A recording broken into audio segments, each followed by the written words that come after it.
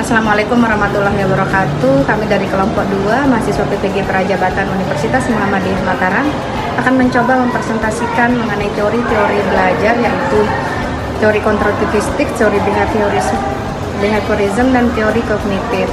Dan setelahnya itu yaitu teori model-model belajar dari teori konstruktivisme.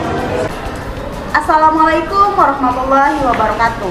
Perkenalkan, nama saya Titi Haryani. Saya mahasiswa PPG Prajabatan Universitas Muhammadiyah Mataram. Jadi pada kesempatan ini saya akan menyampaikan tentang teori belajar sosial kognitif. Teori belajar sosial kognitif merupakan teori yang lebih mementingkan proses belajar daripada hasil belajarnya. Teori ini menyatakan bahwa pada proses pembelajaran itu tidak hanya cenderung pada hubungan antara stimulus dan respon saja, melainkan juga bagaimana perilaku peserta didik dalam mencapai tujuan belajarnya. Jadi selanjutnya saya akan membahas tentang prinsip teori belajar kognitif. Jadi yang pertama yaitu proses belajar lebih penting daripada hasil belajarnya. Yang kedua, persepsi dan pemahaman dalam mencapai tujuan belajar menunjukkan tingkah laku seseorang individu. Yang ketiga, materi belajar dipisahkan menjadi komponen kecil lalu dipelajari secara terpisah. Dan yang keempat, aktifan peserta didik saat pembelajaran merupakan suatu yang diharuskan.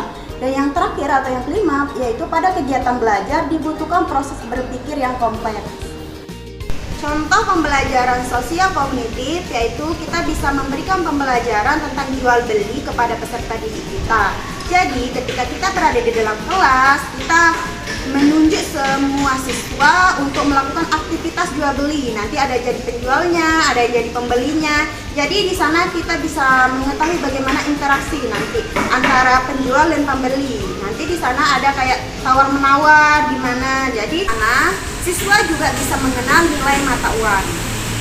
Assalamualaikum warahmatullahi wabarakatuh. Saya Siti Zulaiha, mahasiswa PPG Prajabatan Universitas Muhammadiyah Mataram. Jadi saya akan menjelaskan bagaimana implementasi penerapan teori belajar behavioristik. Jadi sebelum implementasinya saya akan menjelaskan apa sih teori belajar behavioristik ini. Jadi teori belajar behavioristik ini adalah teori yang lebih mengedepankan adanya stimulus dan respon, di mana guru di sini memberikan stimulus kepada siswa berupa perlakuan ataupun penguatan, kemudian siswa merespon dengan cara menjawab pertanyaan guru. Yang kedua, bagaimana cara mengimplementasikan teori belajar behavioristik. Implementasi teori belajar behavioristik dalam pembelajaran yaitu yang pertama, guru memberikan pertanyaan kepada siswa, kemudian siswa di sini merespon pertanyaan guru. Di sana sudah adanya stimulus dan juga respon. Yang kedua juga bisa dilakukan dengan cara misalnya ada siswa yang kurang termotivasi dalam pembelajaran, dia tidak bersemangat, kemudian tidak memperhatikan, guru bisa menggunakan reinforcement negatif kepada siswa tersebut dengan cara misalnya mendudukkan siswa tersebut di sebelah guru, sehingga respon siswa itu nantinya bisa memperhatikan penjelasan guru, kemudian lebih bersemangat dalam pembelajaran.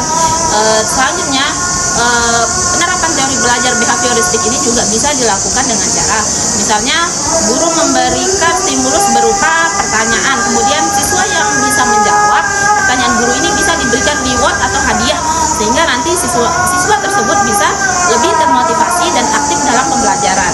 Sekian, terima kasih. Hanya itu penyampaian dari saya. Kurang lebihnya saya mohon maaf.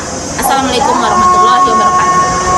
Teori konstruktivisme adalah teori yang lebih menekankan kepada bagaimana siswa itu membangun pengetahuannya sendiri.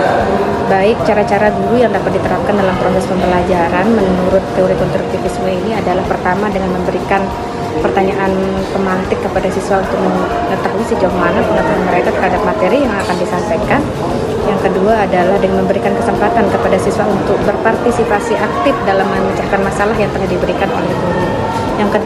Yang ketiga adalah bagaimana siswa menyelesaikan proyek dengan temannya setelah dibagikan tugas oleh para guru, sehingga dia bisa bekerja sama dengan temannya, mampu menemukan masalah dan menyelesaikan masalah itu dengan solusi yang mereka temukan sendiri sesuai dengan teori konstruktivisme, yaitu siswa dapat membangun pengetahuannya sendiri. Sehingga menurut saya teori ini adalah teori yang sangat bagus untuk dilaksanakan karena teori ini dapat memberikan kesan yang berbeda kepada peserta didiknya sendiri karena mereka telah menemukan sendiri pengetahuan-pengetahuan itu, membangun sendiri pemahaman-pemahaman mereka, di mana tugas guru adalah di sini adalah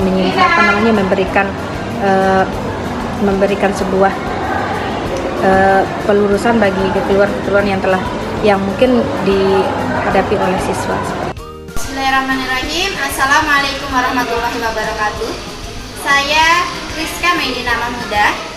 Saya adalah mahasiswa PPG Prajabatan gelombang kedua tahun 2022 di Universitas Muhammadiyah Mataram. Sekarang saya akan menyampaikan tentang beberapa model atau contoh model yang diterapkan pada pendidikan yang berdasarkan dengan teori pembelajaran konstruktivisme. Salah satu contohnya adalah yaitu pembelajaran dengan menggunakan project based learning. Di sana anak-anak yaitu mempraktikkan atau diminta untuk bekerja membuat suatu karya. Nah, di sana akan nanti ada hasilnya. Di sana anak akan mengembangkan apa yang mereka ketahui dan di situ anak-anak akan menuangkan kreativitas yang mereka miliki. Selanjutnya yaitu Samuel dan Sandra. Kami bersepakat untuk menggunakan teori konstruktivisme untuk menangani masalah-masalah yang ada pada mereka, di mana Samuel yaitu adalah siswa yang berusaha dengan gigih untuk menjaga harga dirinya, padahal dia tuh sangat merasa takut untuk mengalami kegagalan. Dan Sandra yaitu siswa 13 tahun yang tenang di kelas dan cenderung diremehkan oleh teman-temannya.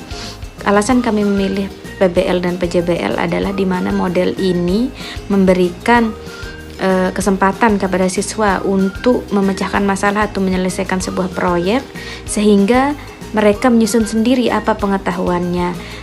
Dalam proses berkelompok itu Samuel akan bertemu dengan teman-teman yang lainnya dan akan lebih saling menghargai perbedaan pendapat, lebih menghargai proses sehingga dia akan merasa bahwa kegagalan itu bukanlah akhir dari segalanya, akan tetapi itu adalah sebuah proses untuk menuju kesuksesan. Seperti itu.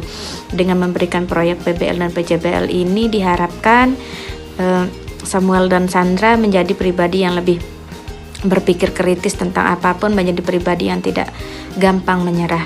Adapun hal lain yang dapat kita berikan pada Robert yaitu dengan menanamkan growth mindset, yang dimana pemikiran ini adalah sangat cocok